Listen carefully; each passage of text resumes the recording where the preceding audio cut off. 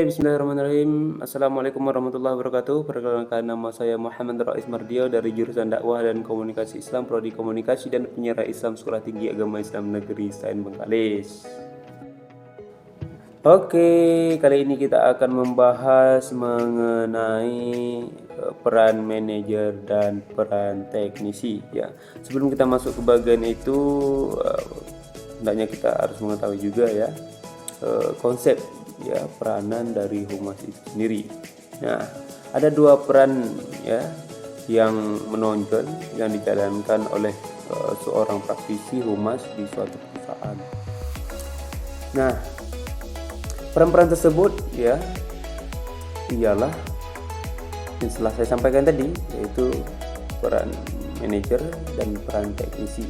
Nah, dari peran-peran tersebut ya tentunya harus saling menguatkan, saling melengkapi tentunya agar bisa mencapaikan suatu tujuan yang pasti oleh perusahaan tersebut. Pada dasarnya, konsep peranan yang dijalankan seorang petugas humas berdasarkan pada capaian-capaian yang telah diperoleh oleh praktisi humas dalam setting organisasional. Peran yang diemban praktisi public relation dalam organisasi merupakan kunci ya untuk mengembangkan atau pencapaian untuk pemahaman fungsi public relation dan komunikasi organisasi ya. Peran public relation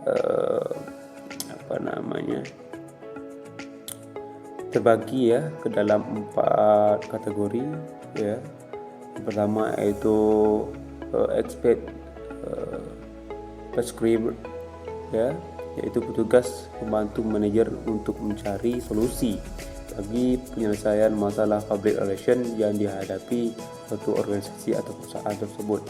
Nah, yang kedua ada communication facilitator ya. Ini bertugas membantu manajemen dengan menciptakan kecepatan untuk mendengar apa kata publik ya. Dan yang ketiga tadi ada problem ya, solving proses fasilitasi ya. Ini bertugas membantu manajemen dalam organisasi sebuah perusahaan tersebut seperti bagian produksi atau pemasaran dan lain-lain sejenisnya. Dan selanjutnya ada yang keempat yaitu communication technician ya. Ini bertugas menyediakan layanan teknisi atau komunikasi untuk organisasi atau perusahaan tersebut. Oke, kali ini kita akan lebih sedikit mengkerucut lagi pembahasan kita, yaitu selanjutnya mengenai peran manajer humas ya. Sebagai manajer humas, seorang praktisi humas ya tentunya melakukan kegiatan pengelolaan terhadap sebuah kegiatan kehumasan ya yang menjadi sebuah tanggung jawabnya. Ya, kegiatan ini meliputi perencanaan, pengimplementasian tentunya dan pengevaluasi kegiatan. Sebagai teknisi humas menjalankan kegiatan teknisi untuk mengimplementasikan berbagai kegiatan yang sudah direncanakan oleh manajer humas. Untuk menjadi seorang manajer humas tentunya kita harus mempelajari juga tugas-tugas pokok ya. Setiap individu atau suatu peran itu harus memiliki tugas pokoknya sendiri. Nah, kali ini kita akan membahas mengenai tugas pokok dari manajer humas itu tersebut. Nah, yang pertama yaitu ada pengelola respon organisasi terhadap berbagai isu. Nah, itu yang pertama. Yang kedua ada memanfaatkan riset untuk segmentasikan publik, segmentasi publik ya. Dan selanjutnya ada mengembangkan goals dan objektif untuk bagian humas itu sendiri. Dan keempat melakukan riset evaluasi ya. Yang kelima mempersiapkan anggaran untuk bagian humas. Itu tadi pembahasan mengenai tugas pokok dari seorang manajer humas. Selanjutnya kita juga harus mengetahui pengetahuan dasar yang harus dikuasai oleh seorang manajer humas. Ini salah satunya ialah pengetahuan tentang manajemen strategik dan operasional.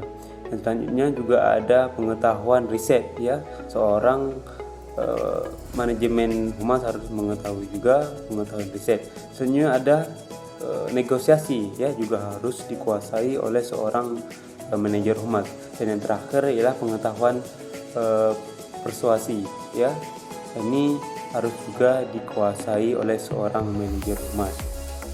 Yang terakhir ini pembahasan kita ialah mengenai peran teknis humas dalam menjalankan tugas dan sifatnya teknis, dan seorang manajer humas dan dibantu bawahannya juga ya. Kegiatan yang dilakukan berkaitan dengan teknik kehumasan adalah menulis dan menyunting, memproduksi tentunya baik mulai dari media cetak, baik audio, visual, dan media online ya, fotografi ya, melakukan konferensi tentunya, konferensi pers, dan mengatur peliputan media terhadap suatu event contohnya, atau dan menciptakan serta mengelola juru bicara juga ya. Itu tadi beberapa pembahasan dari saya. Semoga tentunya bermanfaat dan sama-sama belajar kita di sini. Lebih dan kurang saya mohon maaf. Saya akhiri, wabillahi taufiq wa hidayah. Wassalamualaikum warahmatullahi wabarakatuh.